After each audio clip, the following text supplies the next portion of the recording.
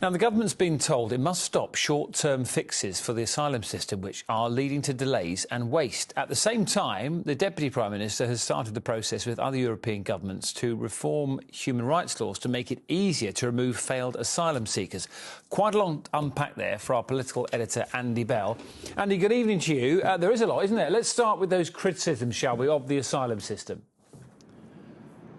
Yes, Dan, the National Audit Office, which is meant to ensure that public money is spent properly, has decided it's not being spent very well when it comes to supporting the asylum system in this country. £4.9 billion was what it cost last year, and the NAO took a sample of about 5,000 asylum cases, which have been running for nearly 3 years, and found that more than half of those had not been fully resolved, and that of those where the asylum claim had been rejected, still 4 in 10 of those people were still in the country. Now, I spent part of the day today at a centre near Heathrow which tries to help people who have arrived in the country, some of whom are asylum seekers, trying to help them integrate and settle in. And the founder of that centre, who I spoke to, with his more than 20 years of experience, was certain that right now the system was not working as it should.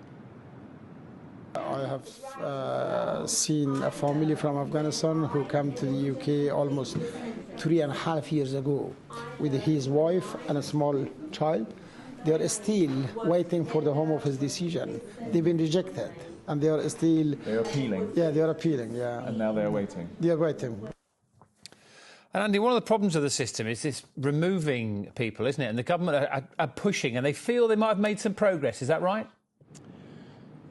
Yeah, today David Lammy, the Deputy Prime Minister, was in Strasbourg, where, along with the representatives of 45 other governments, it seems that they are going to have a new interpretation of the European Convention of Human Rights, which they're going to draw up in May. Now, there's been a lot of criticism of the ECHR in the past that some asylum seekers who have not had their cases granted have used it to remain in the UK. And there's particular focus on Article 3, which is meant to prevent people from so-called degrading treatment, and Article 8, which is the right to a family life. And it appears that the 46 governments in all are ready to reinterpret the ECHR. But crucially, as far as the UK government is concerned, still to remain inside the European Convention on Human Rights. And that is a big difference with the Conservatives and Reform UK, who say there's no way to really reform it.